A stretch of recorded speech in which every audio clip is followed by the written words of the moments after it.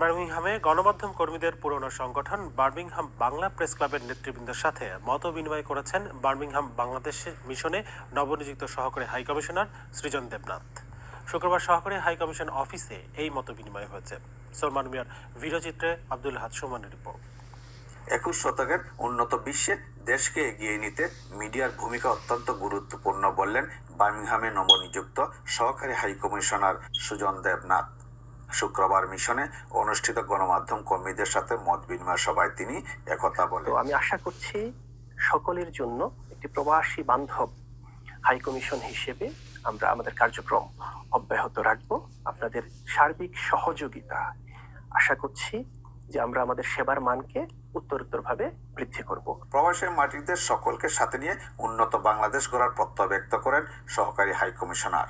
বার্মিংহামে বসবাসকারী সমস্ত প্রবাসী বাংলাদেশী এবং আমাদের হাইকমিশন সকলে মিলে আমরা একটি প্রবাসী পরিবার। এই পরিবার একত্রে যুক্তরাজ্যের মাটিতে বাংলাদেশকে তুলে ধরব। আপনারা আমাকে সহযোগিতা করবেন। আমি আপনাদের জন্য আমার দুহাত বাড়িয়ে রেখেছি সবসময়। আমার দরজা সবসময় আপনাদের জন্য খোলা আছে। যে কোনো পরামর্শ, যে কোনো অভিযোগ, যে কোনো উন্নতি করার জন্য, সেবাটাকে আরো উন্নততর করার জন্য সকল পরামর্শ সবসময় ওয়েলকাম জানাচ্ছি। বার্মিংহাম বাংলা প্রেস ক্লাবের একটি প্রতিনিধি দল সহকারী হাইকমিশনের সাথে মত বিনিময় সভায় যোগ দেন এবং ফুলের শুভেচ্ছা জানান।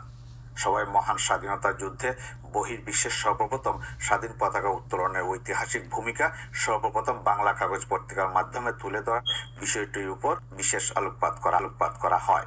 সবাই মিশনের প্রথম সচিব হামিদা খাতুন উপস্থিত ছিলেন। প্রেস ক্লাবের নেতৃবৃন্দ সহকারী হাইকমিশনের যে কোনো প্রয়োজনে সার্বিক সহযোগিতার আশ্বাস প্রদান করেন। বার্মিংহাম থেকে আব্দুল হাদ সুমন, চ্যানেল আই।